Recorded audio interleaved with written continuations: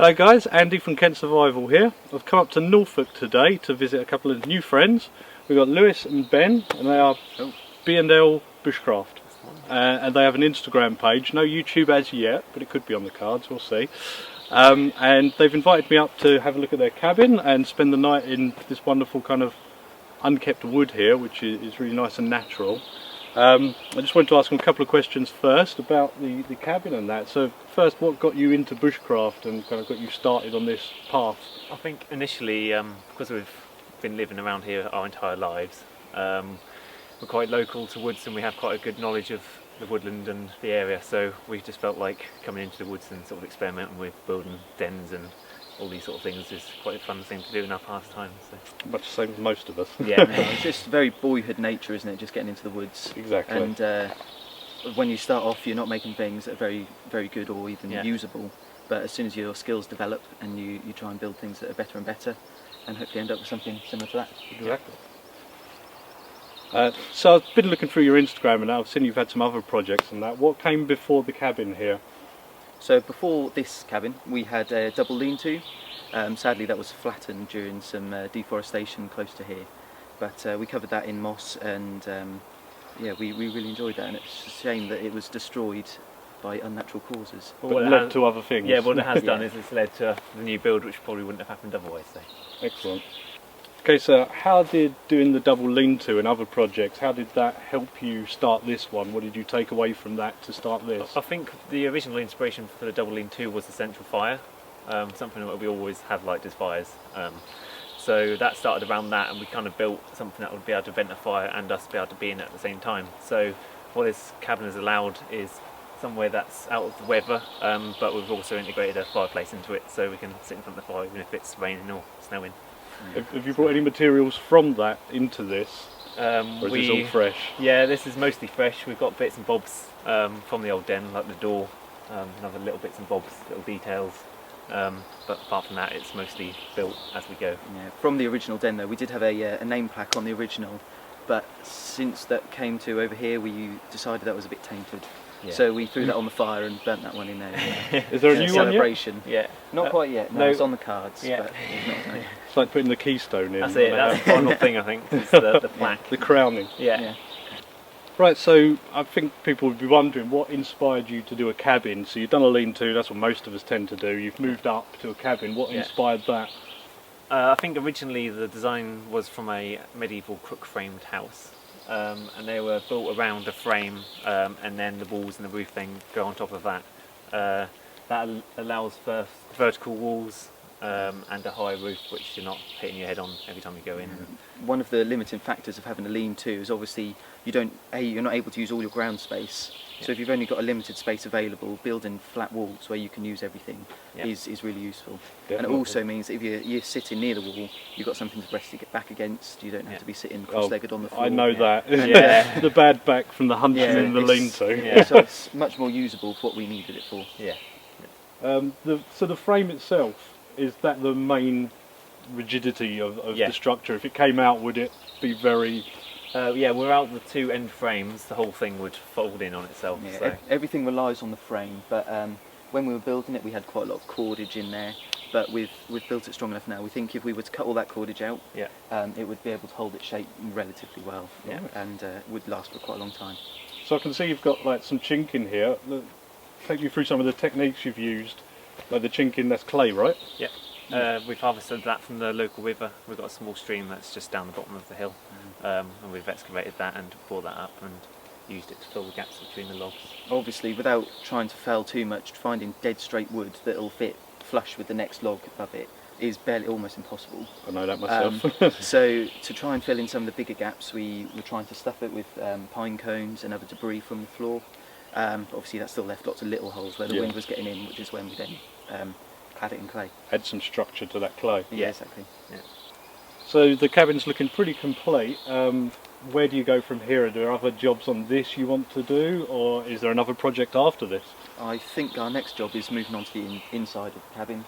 At the moment when we stay in it, we're on roll mats on the floor, and the idea is hopefully to build some raised beds so that we're able to stay off the floor, which should be better for heat retention Yeah. And it should also give us more storage, so that we've got places to store things underneath the raised bed. And when it's complete, is there a bigger cabin? I don't think projects like this are ever complete. No. They're always got something else you can do. Even Yeah. if you think you've done one thing, retrospectively you'll look back at it and go, no, I could have done that better. Yeah. So you'll pull it out and you'll start again. Even if we decided the roof wasn't exactly as we want it to, there's nothing stopping us pulling it off and moving to a thatch design or something like that. Nice porch on the front. Yeah, we actually consider We did that. consider Veranda. Yeah. Most of the wind, the draft, is coming through the door at the moment. Okay. So potentially either redoing the door or creating some sort of porch area to hold the breeze out would be Yeah, that'd be beneficial. cool. Yeah. Like a little fence or something. Yeah, as well. a little wattle fence, just like a door, but around in front. So. Okay, so let's go inside.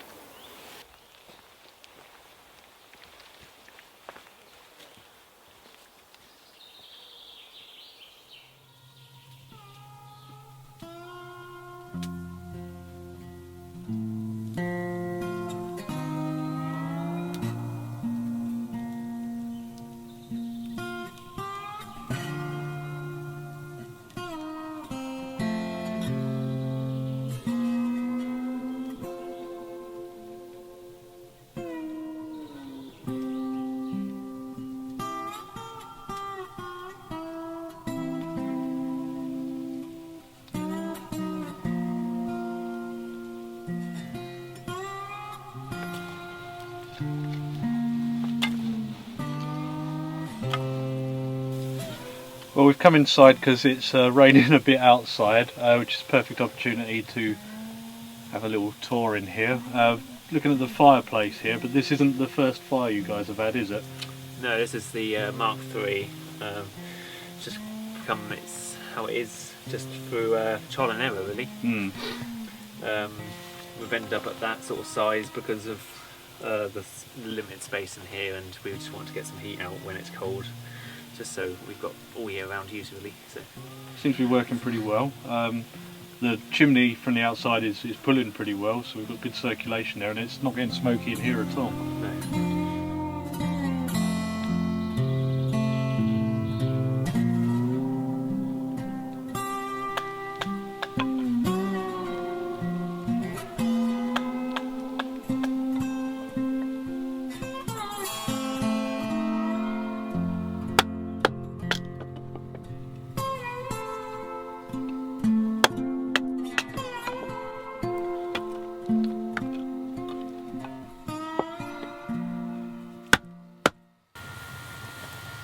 Right, so I thought I'd just show you guys this. This is Lewis's BioLite. I've seen pictures of these before, but I've never seen one in the flesh. It's a little wood burning stove, or pellet burning as we've got in here, with like a power bank on the side. It's got it charges via the heat, and it's got a fan built into it as well, which oxygenates the fire. There you go, it's a little turbo mode. And this will charge any of your USB things as well. Very handy little thing. There we go, you can see that the power bank's up to charge now and the USB lights come on. Pretty handy stuff.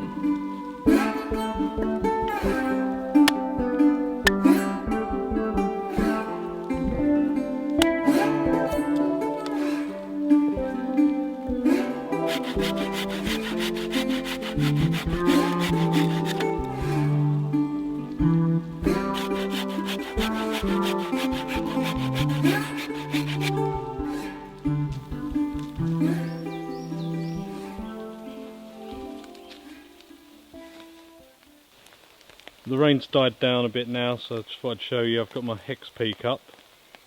It's not perfectly pitched because it was raining whilst doing it. That's up. Over here Lewis and Ben have both got their hammocks set up quite differently. We've got, what's this? Ticket to the Moon. This is both the tarp and hammock whoopee slings, under blanket. And Ben's one here a bit more enclosed because he hasn't got an under blanket. What's your hammock? Ticket to the Moon. Oh, yours is Ticket to the Moon as well. And that's hidden away in there. The DD tarp. And we're just by the cabin there. Just going to do a bit of work on the door here. Tell us how you started this off. First of all, we just measured the width of the door we needed for the gap. We shoved the stakes into the ground about a foot, just so they're nice and secure. So we worked from the bottom up to the top, just weaving every other between. And then once it's up to the top, we cut the door out from the bottom, and then that's it. Oh, you didn't pull it out, you cut it? Yeah, just cut it out from the floor. Nice. And then that's it. Just need to do some patchwork now. It's just a case of weaving them in.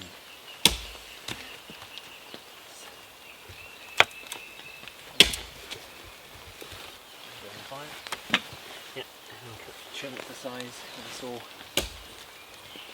Oh, you got a cross thing on that. Yeah. Would have been easier to go in from the other side. Yeah. Got him. This side. So push it through. Not too far. Yeah. That's it. Come in.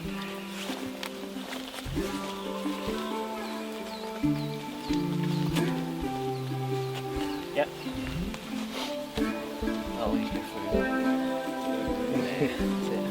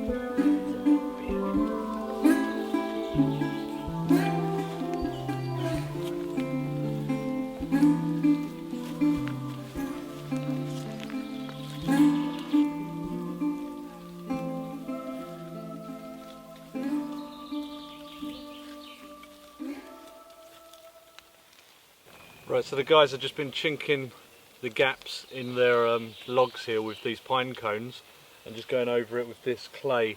There's a small river just over there, nice scenic little river, and they've been digging a hole for pulling out all that clay, bringing it over here. So they got this the other day, so we've not had to dig any out today, which is good.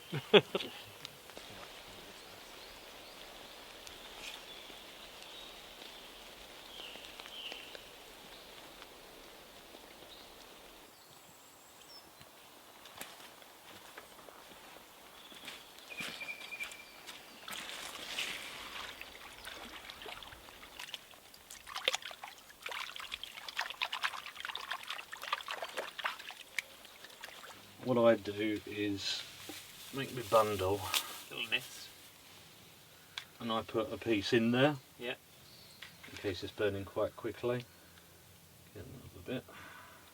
Before you do it, have we got things that we're ready to throw on the fire? Or... Yeah, I've done a lot of little stuff. Alright. So stick that on top of your flint. Yeah. Put your wherever the best bit is. Now that long end there, so you want to just glance it. Okay. Yeah. Yes, but try not to have it overhang because you'll catch it. Yeah, okay. Yeah. Oh, it didn't take. Yeah, there you go. So stick that in your bundle. Gently fold around like the sides. That way around's probably best. Yeah, and just start blowing.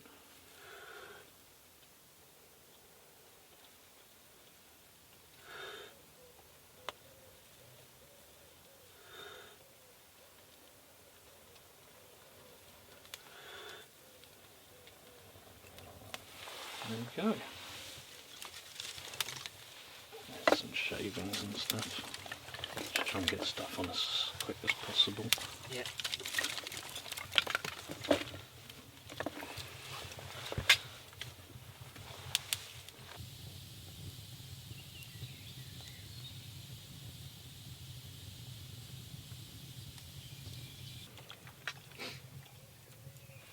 Here we go, we've got pasta and meatballs, and it's been cooked for me, which makes a change. So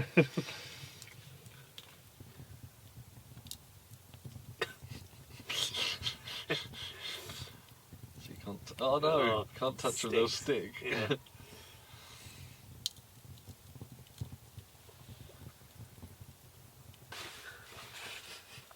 Look at that. Try not off with eggs on it. Right, one more.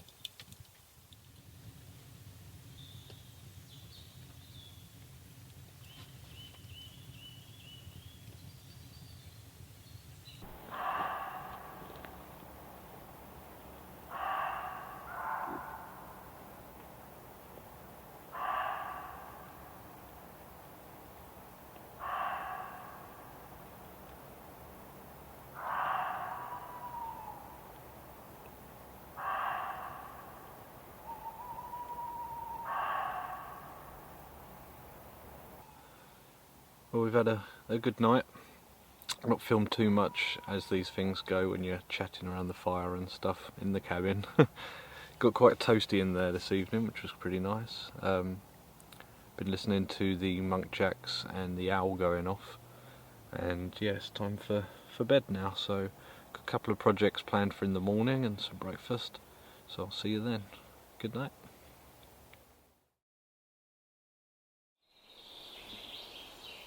So how's this for comfort? I've just got up, put my clothes on, walk across to the cabin. And we've got a nice fire on the go already. Nice to warm up.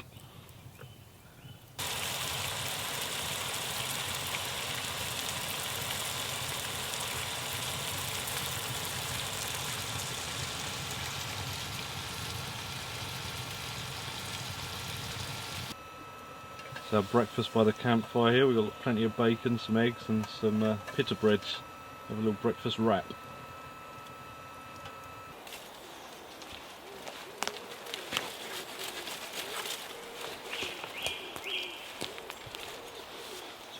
There you go. So it's going to go across there. Put more, yeah. That So it'll be a bit up a bit. It'll be about, yeah, about there. And then if we build it close enough to that, then somebody will be able to grab onto that as they're walking across. We could bend one big bit of hazel, make ourselves a little handrail. That's all we take, yeah? And tie it to that. Yeah.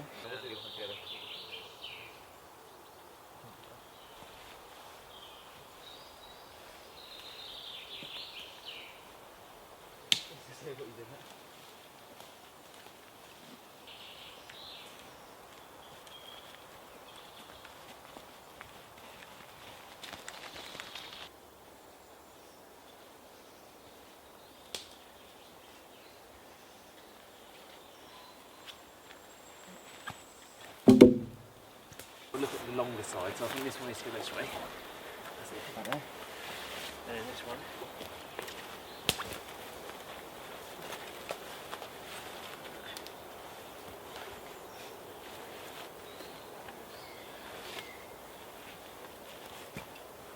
Put it down.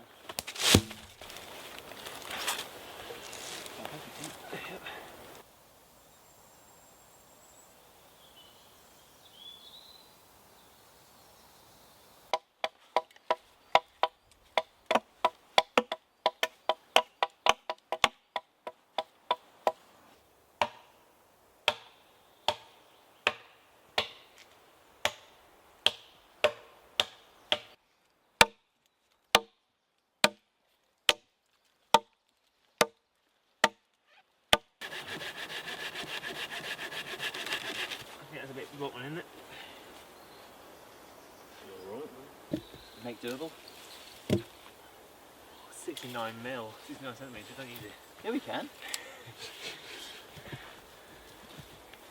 Is that up the way? Yep. Right. Yeah.